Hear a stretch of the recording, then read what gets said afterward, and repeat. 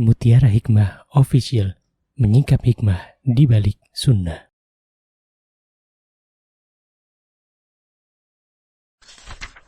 Salurkan donasi terbaik Anda untuk mendukung dakwah Mutiara Hikmah Official. Umroh akhir tahun plus Daurah Parenting Islami bersama Ustadz Hanan Yasir MA, Ustazah Imro'atul Azizah, 2 kali sholat Jumat. Kelas Daurah Parenting setiap hari. Konsultasikan dan daftarkan diri Anda sekarang juga.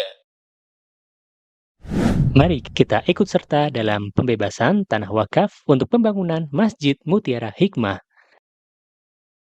Bagi Anda yang ingin menyalurkan donasi, bisa melalui rekening Bank BSI di nomor rekening 2200220245 atas nama Masjid Mutiara Hikmah.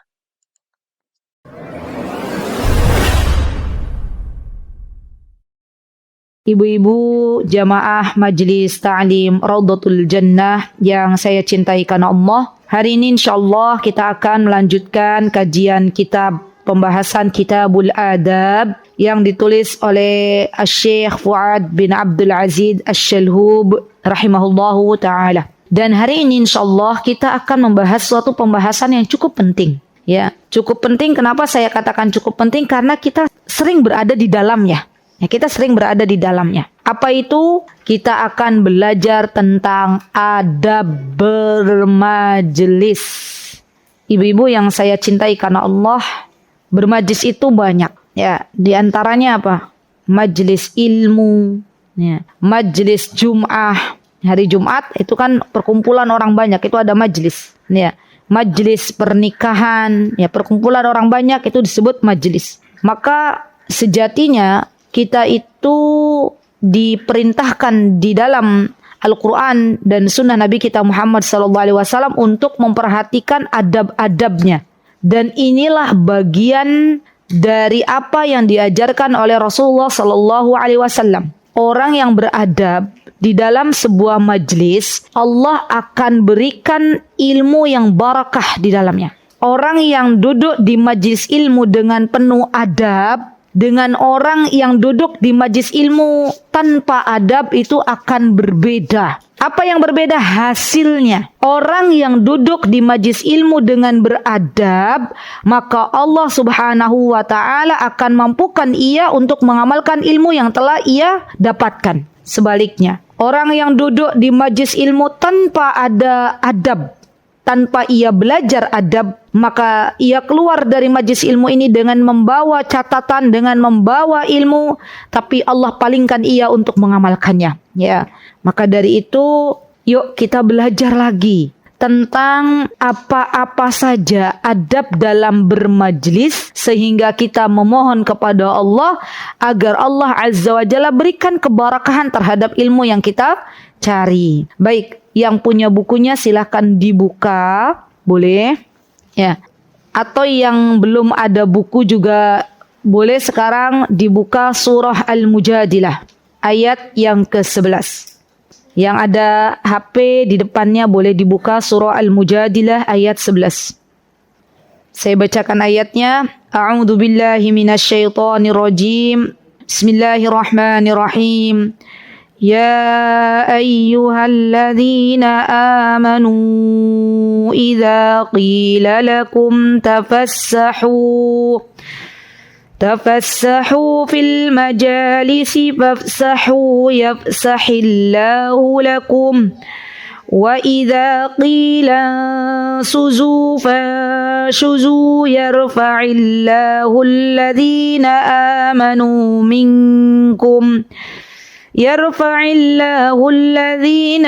آمنوا منكم والذين أوتوا العلم درجات والله بما تعملون خبير.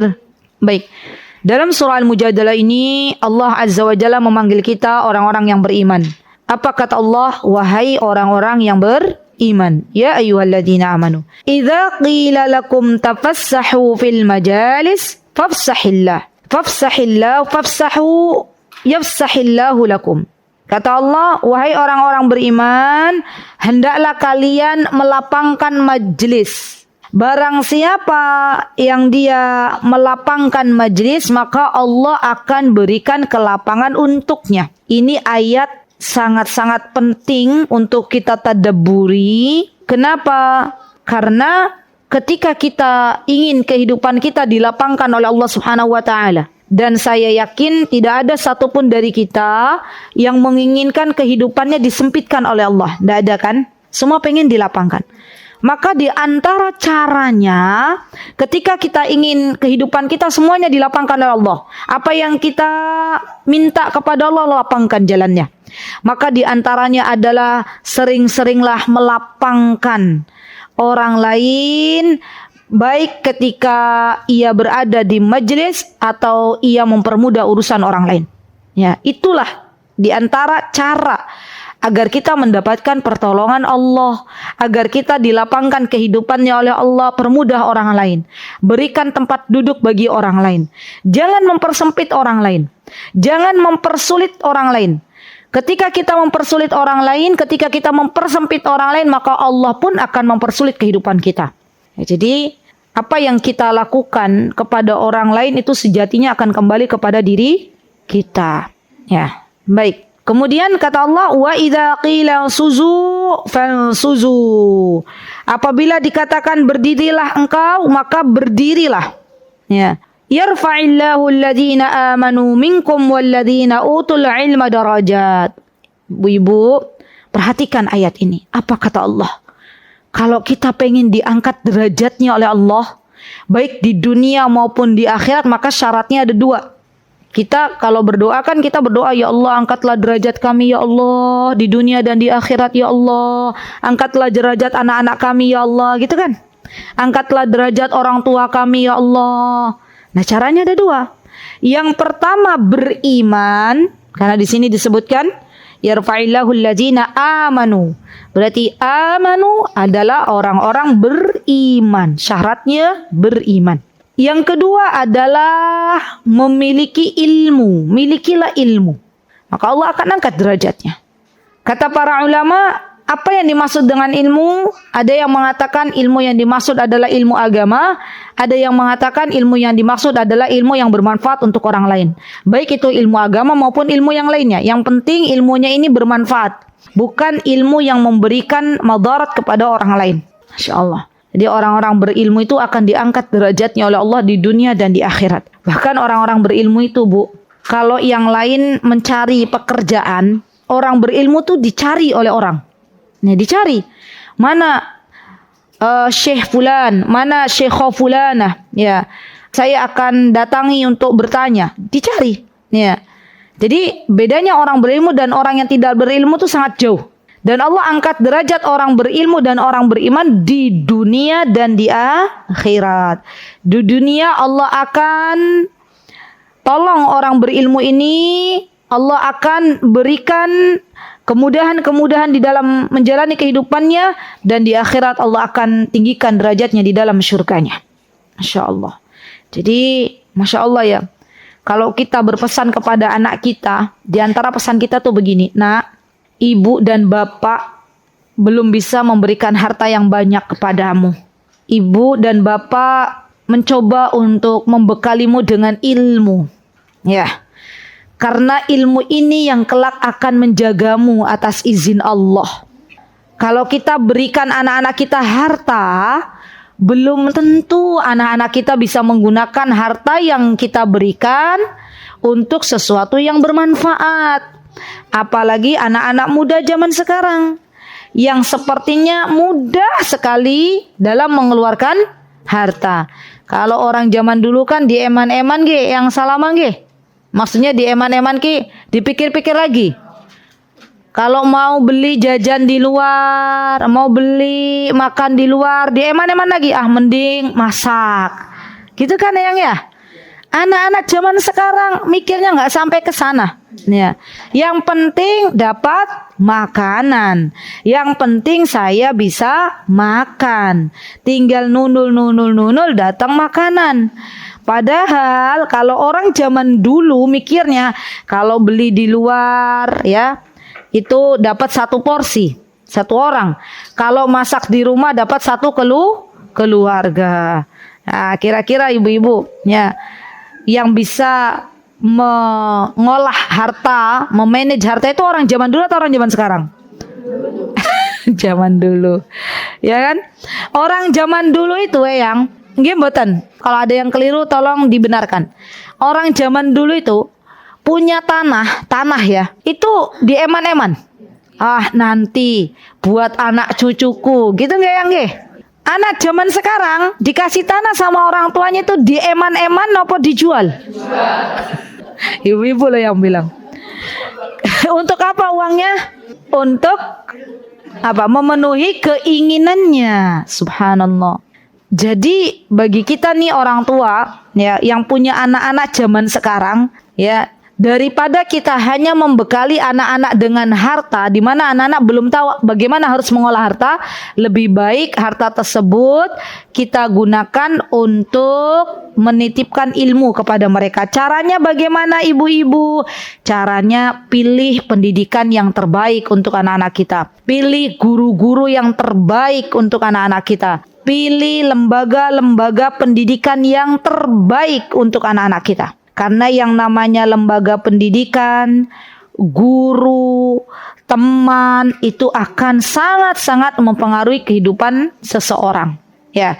Jadi kalau masalah-masalah pendidikan tuh kita sudah tidak mikir lagi nih. Ini kira-kira kayak mana ya? Ya, kita minta sama Allah, ya Allah, hamba memohon kepadamu berikanlah anak-anak hamba guru-guru terbaik, lembaga pendidikan terbaik, ilmu yang terbaik, teman yang terbaik menurut Engkau. Ya, ada beberapa orang tua tuh yang masih mikir-mikir kalau mau memasukkan anaknya ke sebuah lembaga pendidikan, di mana di situ lembaga pendidikannya sudah bagus, guru-gurunya masya Allah sudah bagus, tapi masih mikir, ya. Nanti gimana, sudah bismillah tawakal ala Allah.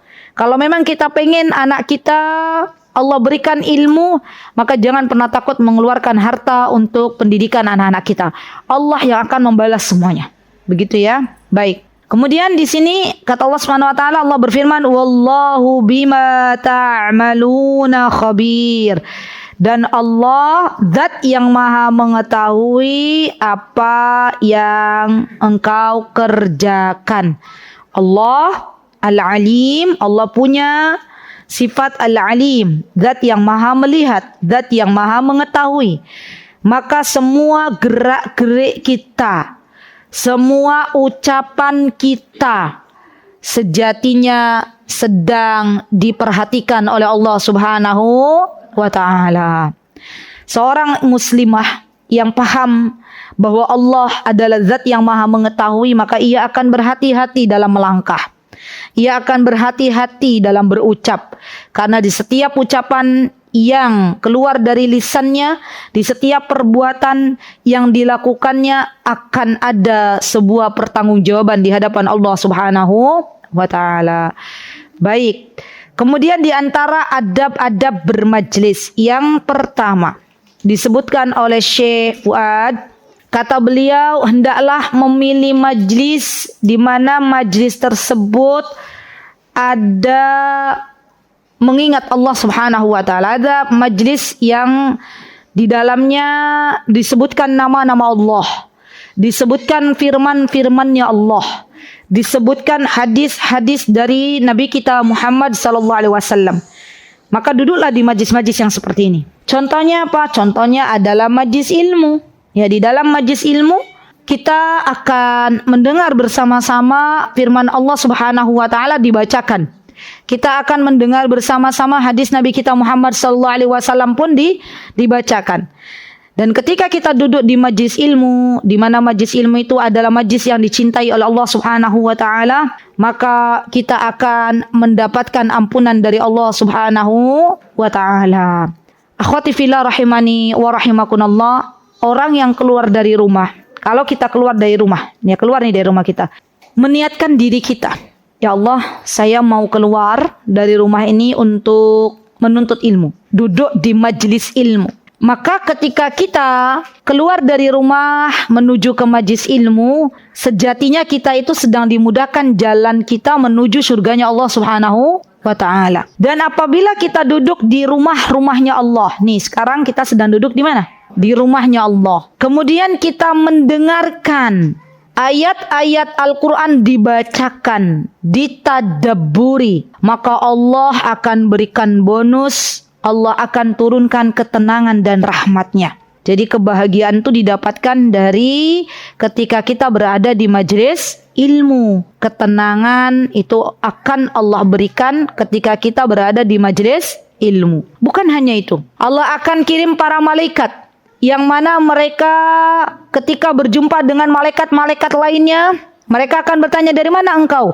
Maka malaikat yang ini berkata, saya dari sebuah majelis, ya majelis ilmu, di mana di sana ada firman-firman Allah dibacakan, ada hadis-hadis Nabi dibacakan. Maka kemudian malaikat yang lain duduk di majelis ilmu, menurunkan sayapnya dan mendoakan kebaikan untuk para penuntut ilmu. Masya Allah. Jadi ibu-ibu, sekarang ini ada malaikat-malaikat, tapi kita nggak bisa lihat. Ya, yang jelas para malaikat itu ikut, dia duduk dalam majelis ilmu dan ikut mendoakan untuk para penuntut ilmu. Masya Allah. Bukan hanya itu, bahkan dalam majelis ilmu, ibu-ibu, orang-orang yang hadir di majelis ilmu itu akan Allah sebut-sebut namanya di hadapan Allah Subhanahu wa taala. Ibu Fulanah, Ibu Desi misalnya, ya hadir di majelis taklim Raudhatul Jannah, maka Allah akan sebut, saya mencintai Ibu Desi karena di hadapan para penghuni langit. Ya, karena dia sering duduk di majelis ilmu. No. Wahai malaikat, ketahuilah bahwa Ibu Desi begini, kata Allah begitu. Jadi nama kita itu terkenal di mana? Di atas langit, di dekat ya penghuni langit. Masya Allah. Dan ini adalah kekhususan bonus bagi orang-orang yang datang ke majelis ilmu. Baik, kebalikan dari majelis ilmu itu apa? Kebalikan dari majelis yang di situ ada zikrullah. Kebalikannya apa? Majelis ghibah. Tahu majelis ghibah? Sebuah majelis perkumpulan orang-orang yang di situ tidak disebutkan nama-nama Allah, tapi justru disebutkan nama-nama manusia. Ya, majelis ghibah itu yang disebutkan di situ nama Allah atau namanya manusia, ibu-ibu? Nama manusia. Ibu-ibu tahu? Orang yang ghibah, orang yang ngomongin orang, ngerumpi, itu kalau seandainya ya lagi pada duduk bermajelis, ya, terus dihadirkan bangkai, bangkai manusia, dihadirkan di situ, ada gak ya orang yang duduk di majelis ghibah itu untuk memakan bangkai ini? Kenapa? Jijik, ya kan? Dan itulah perumpamaan orang yang sedang berada di majelis ghibah.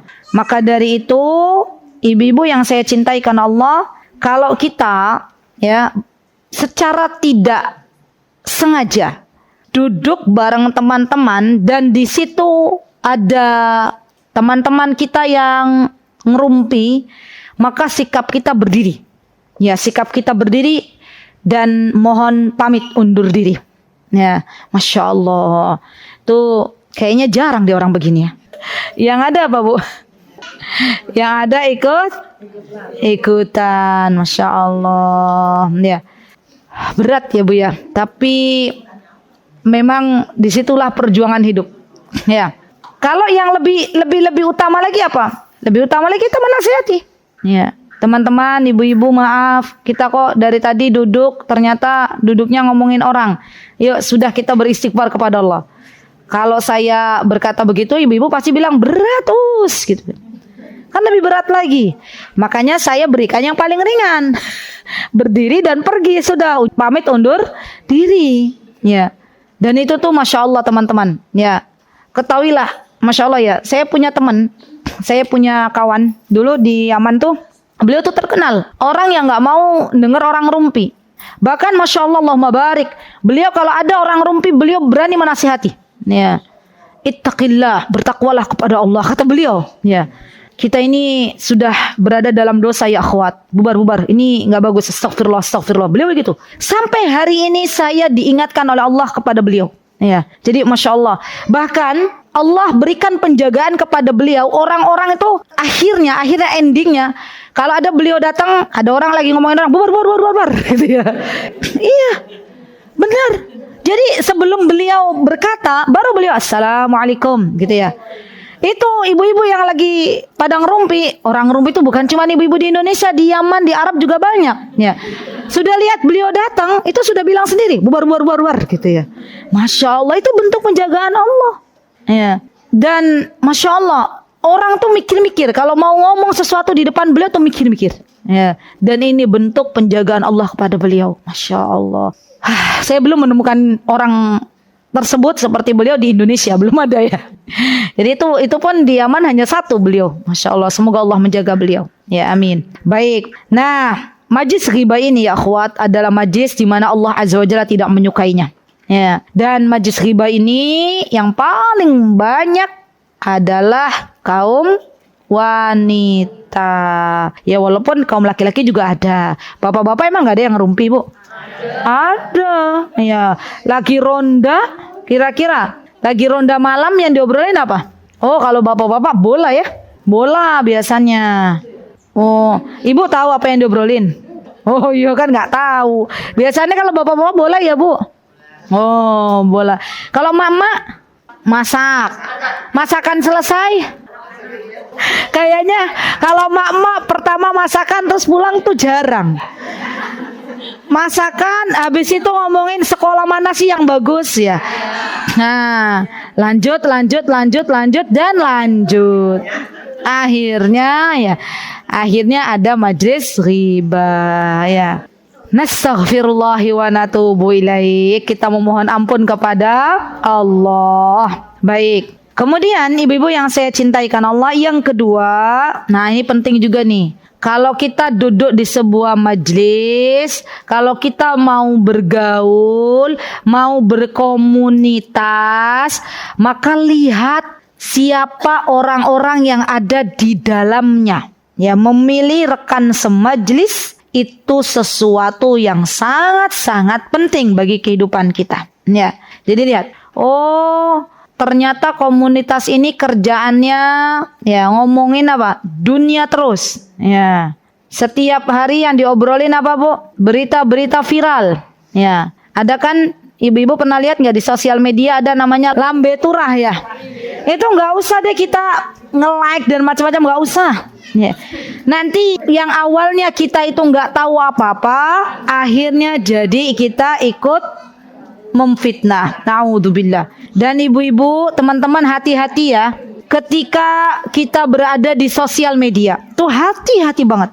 Pakai banget tuh, saya katakan pakai banget. Kalau seandainya sosial media itu membuat kita semakin jauh dari Allah, semakin membuat kita akhirnya mengetahui banyak berita-berita viral yang itu tidak ada manfaatnya, bahkan mungkin berita viral ini akhirnya fitnah. Ya. Kan zaman sekarang tuh na'udzubillah summa na'udzubillah ya akhwat. Banyak orang itu berani memfitnah seorang ustadz, seorang guru ya, yang awalnya nggak pernah melakukan hal-hal yang ditunjukkan di berita tersebut, akhirnya digoreng jadi besar beritanya. Ya. Dan kita sebagai thalibul ilmi justru ikut menyebarkannya. Maka hati-hati dalam memilih sebuah komunitas. Hati-hati ketika memilih majelis ilmu. Ya, karena disitulah kita akan terpengaruh untuk agama kita. Maka dari itu Rasulullah SAW mewanti-wanti kita. Apa kata beliau? Al-mar'u ala dini khalilih, falyandur ahadukum man yukhalil. Seseorang itu tergantung agama teman dekatnya. Maka hendaklah salah seorang di antara kalian memperhatikan teman dekatnya. Nah, penting juga nih Bu. Kita kalau punya teman, pilihlah teman yang mencintai ilmu. Nanti kita akan ke bawah mencintai ilmu. Kalau kita punya teman orang yang sering duduk di majelis ilmu, kan ajakannya apa Bu? Belajar. Ini loh, ada majelis ilmu di masjid ini. Ini loh, ada majelis ilmu di mana? Di channel ini, gitu kan? Ya, yang diberitahu ke kita apa? Ilmu. Tapi kalau kita punya teman yang sehari-harinya yang dicari adalah aibnya orang, nah penting nih, hati-hati. Maka yang akan diterima oleh kita adalah berita-berita yang isinya membongkar aib seseorang. Hati-hati. Karena saya pernah menemukan ada seorang jamaah yang curhat kepada saya. Beliau curhat kepada saya. Beliau bilang begini kepada saya, Ustazah, saya tuh punya teman, kata beliau. Gimana? Teman saya nih kerjaannya, kalau saya duduk di majlis ilmu, dia tuh dekat dengan saya, dan ketika saya sudah mulai mencatat, dia ngajak ngobrol. Ya, ini hati-hati nih. Nah, kemudian teman saya nih, kalau saya awalnya nggak pernah dengar berita-berita yang lagi viral, dia bicara. Ya, bahkan tak segan-segan dia ghibahin A, B, C, D, E gitu ya ke depan saya. Ya. Maka menurut antum bagaimana? Saya katakan, sekarang saya tanya kepada panjenengan, jenengan perasaannya bahagia nggak punya teman begitu? Enggak ustazah, katanya gitu. Saya nggak bahagia, boro-boro bahagia gitu. Yang ada saya malah kepikiran, yang tadinya awalnya nggak tahu jadi tahu. Ya. Dan suami saya pun menasihati saya tinggalkan ya teman tersebut. Kemudian saya berkata kepada fulana itu, saya sepakat dengan suaminya antum, tinggalkan, sudah, nggak ada manfaatnya ya akhwat. Jadi kalau teman-teman nih ya berteman dengan seseorang yang kerjanya hobinya ngelempar aib orang lain ke kita, hobinya menyebarkan berita-berita viral yang itu nggak ada manfaatnya sama sekali, hobinya ngajak ngobrol ketika kita sedang bermajlis ilmu, sudah, tinggalkan ya, karena itu tidak memberikan manfaat sama sekali. Bahkan ketahuilah, kalau ada orang suka ya mengumbar aib orang lain ke depan kita, suka ya menggibahi orang lain di depan kita, suatu hari kelak ketika dia tidak bersama kita, dia bersama orang lain, maka yang menjadi obrolan utamanya adalah kita. Ya, jadi hati-hati. Dan memang ternyata ada juga seorang penuntut ilmu yang begitu gitu loh. Maka hati-hati ibu-ibu. Ya. Kemudian ada lagi nih, ibu-ibu, kalau ibu-ibu berteman dengan orang yang suka mengeluh, ada toh? Pernah nggak? Sampai besar banget itu, ada katanya, tegas. Dikit-dikit ngeluh. Antum pernah ketemu sama orang begitu? Tuh kan, bikin malas dengarnya. Hari ini yang dikeluhkan anaknya, besok ketemu kita yang dikeluhkan suaminya, besok yang dikeluhkan kita mertuanya, semua dikeluhkan. Kita nyaman nggak bergaul dengan orang seperti itu? Tidak. Bahkan ketahuilah, kalau kita berteman dengan orang yang suka ngeluh, lambat laun kita pun akan jadi orang yang suka mengeluh. Jadi karakter sifat itu nular, baik sifat yang baik maupun sifat yang buruk. Contoh, teman-teman, ibu-ibu semuanya, punya teman yang rajin baca Al-Quran, ya, punya teman yang rajin ikut halaqah tahsin. Lambat laun awalnya kita nggak suka Al-Quran, nggak suka tahsin, lambat laun kita seneng nggak? Seneng. Ternyata di majelis tahsin ini kok tenang ya. Ternyata ketika saya membaca Al-Quran itu kok rasanya adem ayem. Jadi ini penting. Ya, penting ibu-ibu untuk mencari teman yang baik dan memilah teman-teman yang tidak baik untuk kita jaga jarak. Ya, Rasulullah SAW beliau bersabda, "Matsalul jalisis salih wassu kahamilil miski wa nafikhil kir." Perumpamaan majlis yang baik dan majlis yang buruk itu seperti penjual minyak wangi dan tukang besi. Fahamilul misk imma an yuhdiyaka wa imma an tabta'a minhu. Penjual minyak wangi, kalau kita berkawan, bergaul, bermajlis dengan orang penjual minyak wangi, maka kemungkinannya ada dua. Yang pertama, kita kecipratan bau wanginya, ya, karena kita mungkin diberi minyak wangi, disemprot-semprot, tester gitu ya. Kan biasanya penjual minyak wangi kan suka tester gitu ya. Coba menurut kawannya, coba menurutmu enak nggak wangi ya? Wangi gitu ya. Atau kita akhirnya membelinya, ya, karena kita seneng aromanya. Ya, itu dua kemungkinannya. Yang kedua, kalau kita bergaul dengan orang yang pandai besi, tukang las, ya, maka kemungkinannya wa imma an tajida minhu rihan wa nafikhul kir imma an yuhriqa thiyabaka wa imma an tajida rihan khabithah. Yang kedua, kemungkinannya ada dua juga kalau kita bergaul dengan tukang las.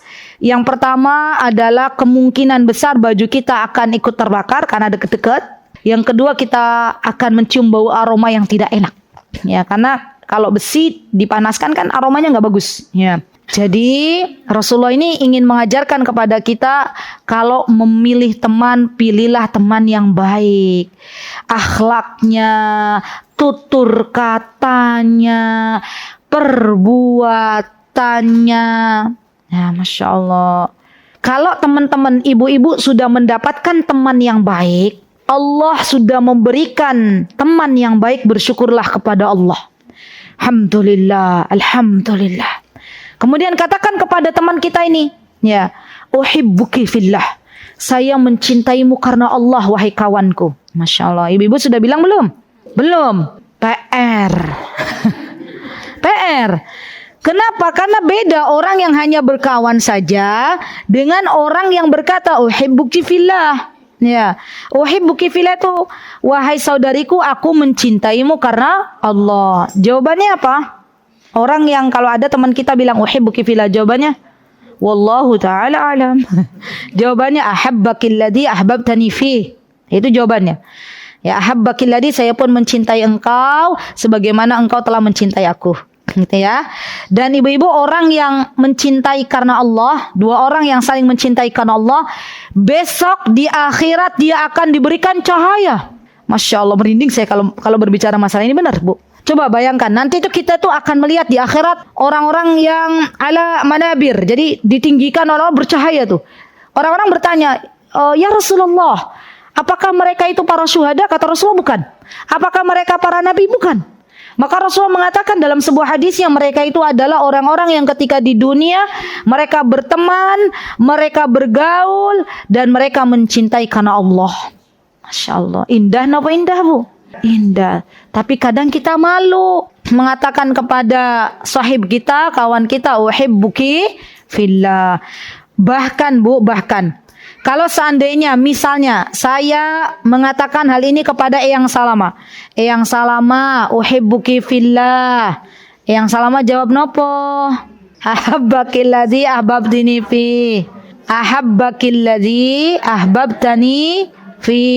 Besok nih akhwat, dibayangkan ya, Eyang Salama sudah berada di surganya Allah duluan. Ya, amin. Eyang Salama cari saya belum ada, yang. Kemana Azizah kok belum ada katanya.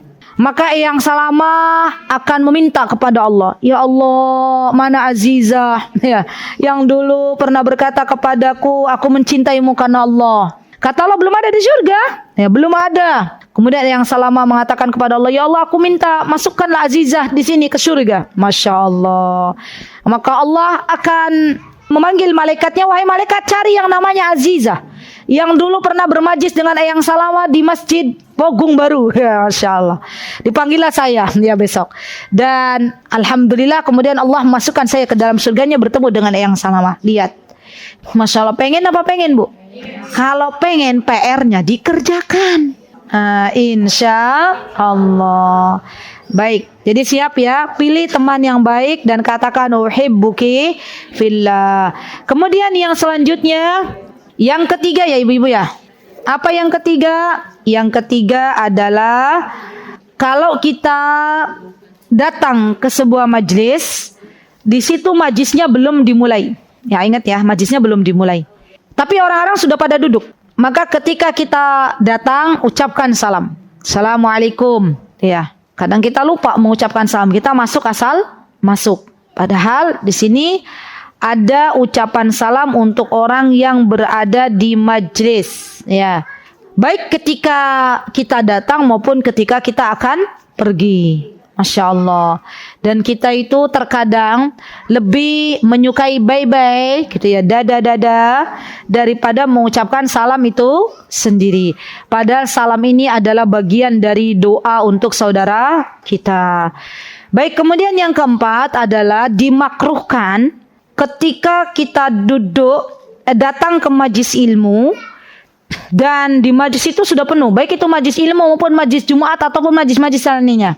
Di dalamnya sudah penuh, orang full, di depan sudah banyak ya. Maka orang yang baru datang ini makruh hukumnya, dia akhirnya apa Bu? Desek-desek apa bahasanya? Masuk-masuk ngusel-ngusel lah kata Eyang Salama.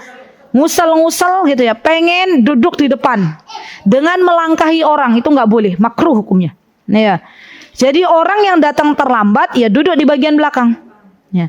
Maka dari itu ibu-ibu, di setiap kajian ini ya saya memohon kepada ibu-ibu semuanya, yang datang awal jangan pilih yang paling belakang, kecuali kalau beliau adalah senior atau lansia, boleh nyender di tembok. Ya, tapi kalau yang masih muda-muda, tempat duduk yang paling depan. Ya, sehingga panitia tuh nggak harus berulang kali. Ayo jamaah, ya jamaah, ya jamaah. Duduk tempati saf-saf paling depan. Kan itu kayaknya hampir tuh tiap kajian begitu. Ya. Ya kita sadar bahwa ketika kita nih dapat pahala loh ibu-ibu. Ketika kita datang, saf-saf depan masih kosong, kita tempati saf-saf depan dengan niat memberikan tempat untuk orang yang baru datang, kita dapat pahala. Masya Allah, gampang nggak dapat pahala? Gampang. Dan ini perlu pembiasaan. Ya, karena kita ini orang Indonesia itu tawadu. Ya, apa tawadunya? Ya diantaranya mau duduknya paling belakang. Padahal semakin dekat dengan sumber ilmu, maka Allah akan berikan lebih banyak ilmu. Lihat, Masya Allah. Jadi PR yang kedua, ibu kalau duduk di majelis ilmu, datang paling awal, ya di saf-saf depan masih kosong, dipenuhi dulu saf-saf paling depan. Ya, niatnya apa? Memberikan tempat untuk orang yang datang setelahnya. Ya, orang yang datang setelahnya tidak tidak baik gitu ya. Hukumnya makruh kalau dia nyela-nyela ya mau duduk paling depan. Dulu Imam Malik rahimahullahu taala beliau tuh punya majelis.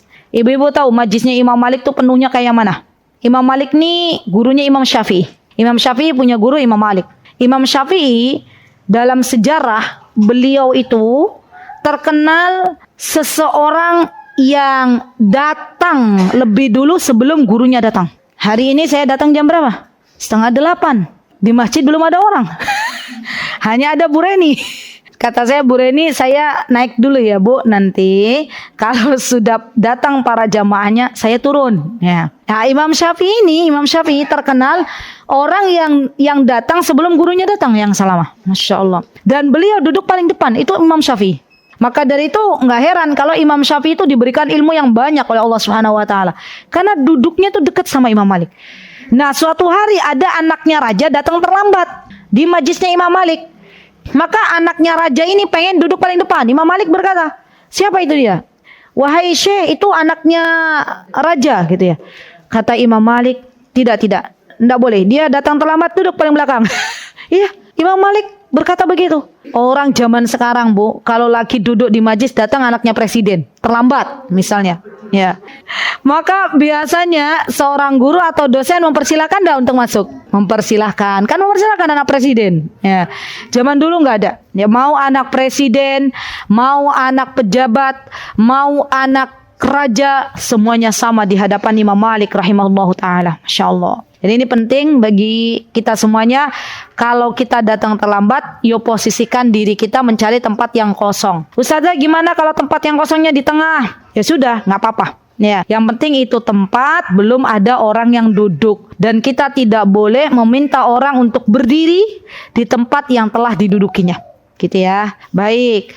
Kemudian yang kelima adalah melapangkan majlis. Tadi sudah ya, melapangkan majlis itu dalilnya surah Al-Mujadalah ayat 11. Jadi kita yang datang duluan, ya duduk paling awal dengan niat melapangkan majlis untuk orang yang duduk setelahnya. Yang keenam, tidak boleh memisahkan dua orang kecuali dengan izin keduanya. Betul. Ya, misalnya ada dua orang sedang duduk, besti kita datangnya duluan.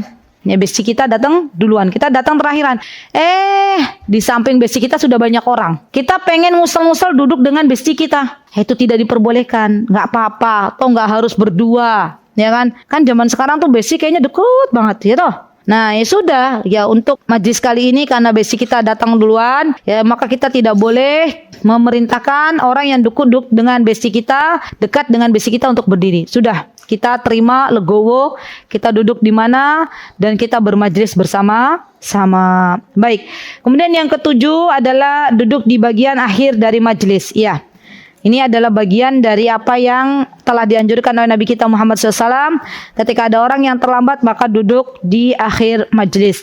Kemudian yang ke-8, larangan dua orang berbicara dengan berbisik. Ada majlis di dalam majlis, ada forum di dalam forum. Ini yang tidak diperbolehkan. Ya, jadi kalau kita sedang duduk di majlis, dengarkan baik-baik. Ya, dengarkan baik-baik. Ibu-ibu yang saya cintai karena Allah, saya tuh semalam dapat kabar dari putri saya.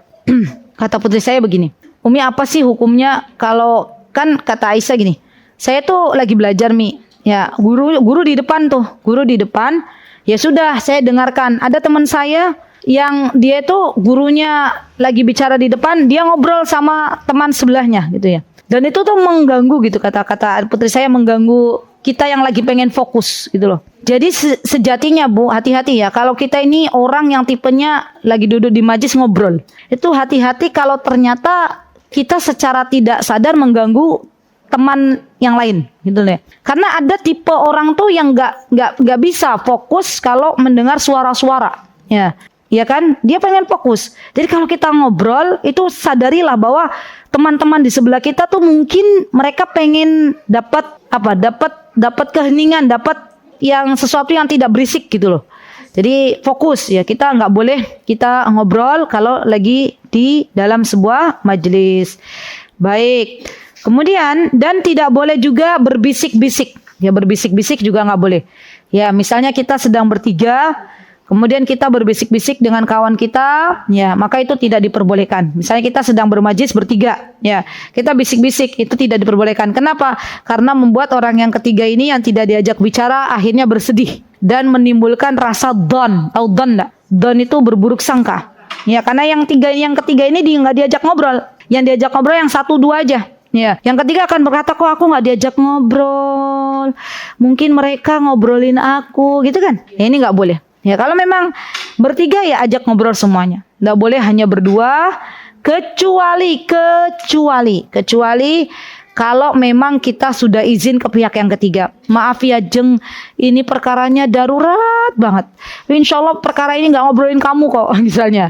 Ini penting banget. Saya mau pulang, saya izin menjawil teman saya ini untuk suatu perkara yang darurat. Nah itu mungkin kalau yang ketiganya monggo silakan boleh. Tapi kalau tidak ada izin dari pihak yang ketiga maka kita tidak boleh mengobrol dengan kawan kita. Ya padahal di situ ada teman yang lain.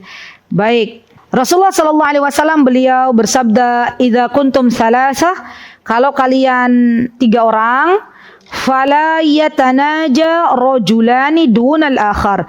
Maka janganlah 2 orang berbicara rahasia atau berbisik-bisik tanpa menyertakan orang ketiga.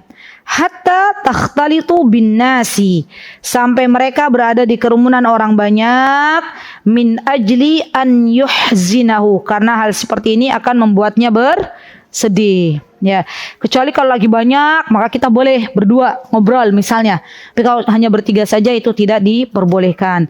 Baik, kemudian adab yang selanjutnya adalah kita nggak boleh nguping. Larangan menyimak pembicaraan orang lain tanpa izin tuh nguping namanya. Tahu nguping nggak? Lagi ngobrolin apa sih gitu ya? Kok asik banget? Kepo. Dalam Islam itu ada namanya fudul, Bu. Bahasa Arabnya kepo tuh fudul. Tapi fudul itu lebih ke pengen mengetahui urusan orang. Sama aja sebenarnya ya. Kepo ya.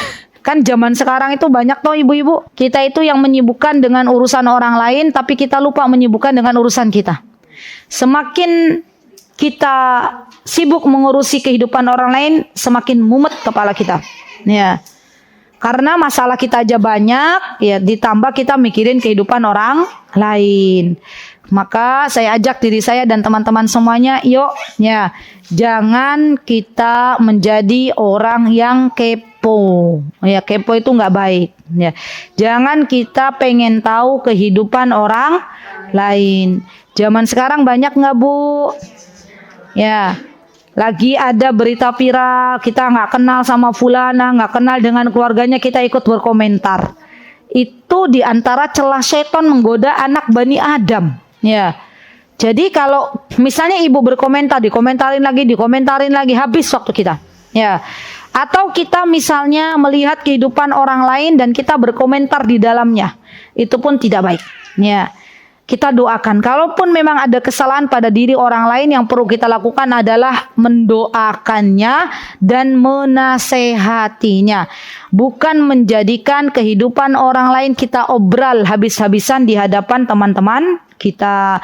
Kita doakan semoga Allah Azza wa Jalla memberikan hidayah untuk teman kita. Semoga Allah Azza wa Jalla melembutkan hatinya, dan itulah sikap kita sebagai orang yang beriman.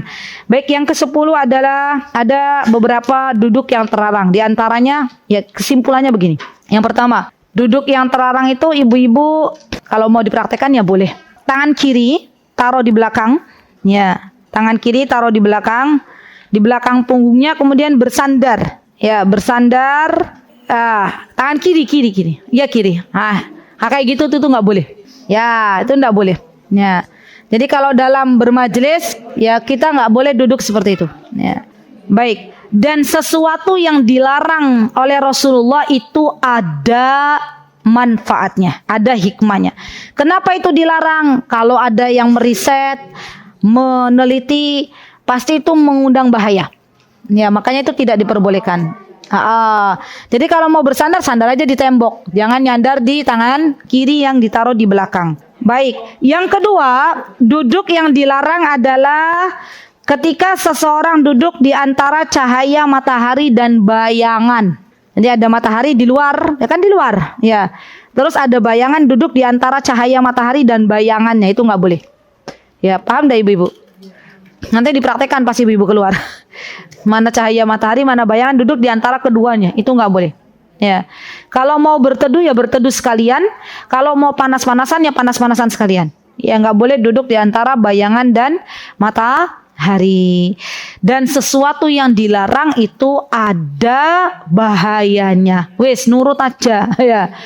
Toh tempat duduk juga masih lebih banyak. Ya, Masya Allah. Baik. Kemudian di antara adab yang harus kita perhatikan dalam bermajlis adalah ya adanya larangan banyak tertawa. Ibu pernah nggak dengar? Saya tuh pernah loh mendengar perempuan ya cewawaan. Tahu cewawaan enggak? Mbak-mbak gadis-gadis lagi kumpul enggak tahu ngobrolin apa tuh sampai ketawanya tuh terdengar jauh gitu loh. Gitu. Astagfirullahaladzim. Kan kita yang dengar juga nggak enak. Nah, makanya kalau kita sedang bermajlis tuh jangan banyak tertawa. Ya, jangan banyak tertawa. Gimana masa kita tegang terus Ustazah, nggak pernah tertawa? Yuk tersenyum boleh ya. Ketawa ya boleh tapi nggak sampai terbahak-bahak. Ya malu ya Fat. Ya, penuntut ilmu kerudungnya besar, bawa kitab, ya bawa buku, ternyata ketawanya besar. Baik. Kemudian dimakruhkan bersendawa di tengah beberapa orang. Tahu sendawa nggak? Gelegean apa? Ya kalau mau sendawa, izin dulu, minggir dulu. Ya, ditambahkan ya. Ini nggak ada di buku tapi saya tambahkan.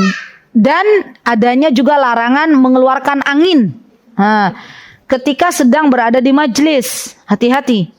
Ustazah gimana kalau sampai nggak keburu? Coba ya diperhatikan, kan ada rasa-rasa kalau mau keluar. Ya, kalau sudah ada rasa-rasa kita keluar. Ya, izin, pamit, kemana? Ke pojokan kah? Keluar masjid kah? Gitu ya. Intinya jangan sampai berada di kerumunan orang banyak. Ya, dan ini bagian dari adab. Ya, bagian dari adab, Masya Allah. Baik, kemudian yang selanjutnya yang ke-13 adalah disunahkan menutup majlis dengan membaca doa kafaratul majlis. Saya izin menyampaikan sedikit tentang doa kafaratul majlis. Coba ibu-ibu, doa kafaratul majlis itu kan lafadznya begini ya. Subhanakallahumma wa bihamdika asyhadu an la ilaha illa anta astaghfiruka wa atubu ilaik. Di sini sudah ada istighfar, astaghfiruka wa atubu ilaik. Maka bagi MC tidak perlu ketika menutup majlis berkata mengulang kembali. Ibu-ibu, sebelum kita tutup majlis ini, mari kita beristighfar. Ini loh, kan sudah ada astaghfiruka wa atubu ilaik. Berarti double istighfarnya. Ya, jadi cukup sudah doa kafaratul majlis ini sudah ada istighfarnya. Dan di dalam doa kafaratul majlis ada pujian kepada Allah. Alhamdulillah. Ini ada. Subhanakallahumma wa bihamdika. Jadi itu ketika kita sedang membaca doa kafaratul majlis, kita sedang mengucapkan alhamdulillah. Karena saya pernah mendengar ada MC, ya MC kajian itu yang membacakan begini. Mari kita tutup majlis kita dengan hamdalah dan istighfar. Ya, akhirnya jamaah alhamdulillah, astagfirullah dan doa kafaratul majlis gitu ya. Subhanakallahumma wa bihamdika. Saya dalam hati, ya Allah, ini kan ya sudah ada itu. Alhamdulillah sudah ada dalam teks doa kafaratul majlis. Istighfar juga sudah ada. Jadi kalau kita membaca sesuatu, ibu-ibu, jikalau memungkinkan kita pahami apa yang kita baca, dan itu akan lebih membuat kita khusyuk dalam beribadah.